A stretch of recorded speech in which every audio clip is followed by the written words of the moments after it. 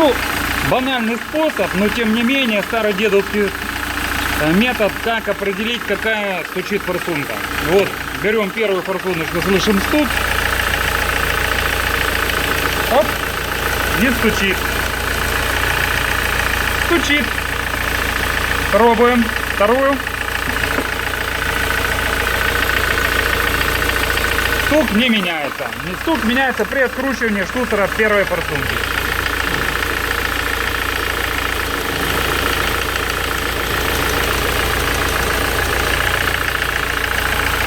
Что мы сделаем?